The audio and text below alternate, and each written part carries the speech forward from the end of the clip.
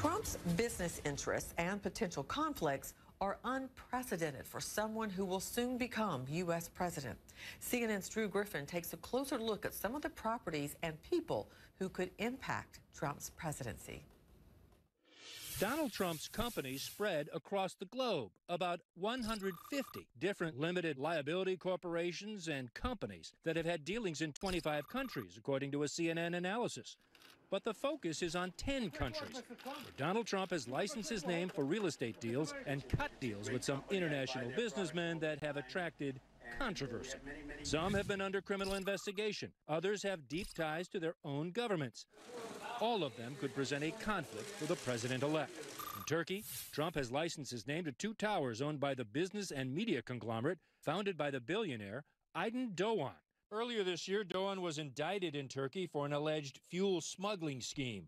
And in 2009, his company was slapped with a $2.5 billion fine for alleged unpaid taxes. That fine later reduced to $700 million through an appeal. Doğan's representatives believe he's been targeted because his news outlets have been critical of Turkey's government and push for freedom of the press. In a statement to CNN, he called the charges absurd. Trump's partner on golf course developments in the United Arab Emirates, billionaire Hussein Sajwani, was found guilty in Egypt in the case involving allegations of government corruption. And Sajwani eventually settled out of court, but the Canadian government confirmed to CNN that it froze his assets until 2014. That didn't seem to bother the president-elect, who has licensed his name to Sajwani for 2 new Dubai golf courses. It goes on and on.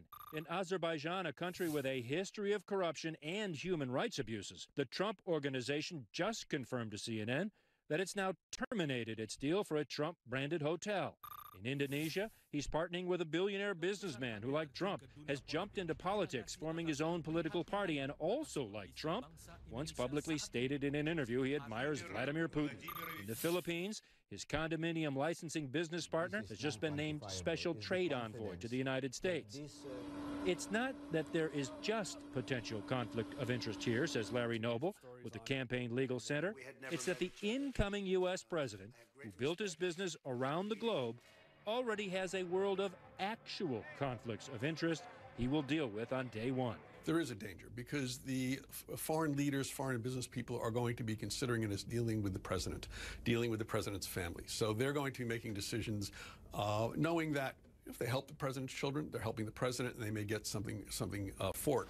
It is a potential problem that concerns former U.S. Ambassador and former Deputy National Security Advisor James Jeffrey, especially since Trump appears to be keeping his business intact and in the family. If you do not divest yourself of all foreign holdings, and for that matter, domestic holdings, or put them in true blind trusts, you open yourself up, obviously, to these kind of questions. Questions that will dog the Trump administration every time a decision is made concerning any country where a Trump tower, a Trump project, a Trump golf course has been built. Ambassador Jeffrey says it will be up to Trump to prove he is putting America and not his business first, and up to the rest of us to make sure. Essentially, a president can do what he or she wants to do, can have the assets, can have the relationships, and it's up to the American people, the media, and the Congress in the end to pass judgment.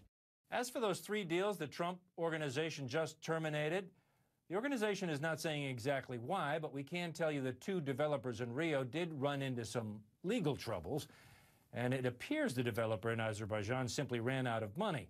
As for all the other international deals we've been talking about, they are all moving forward, going to be built with a soon-to-be presidential name attached. Back to you.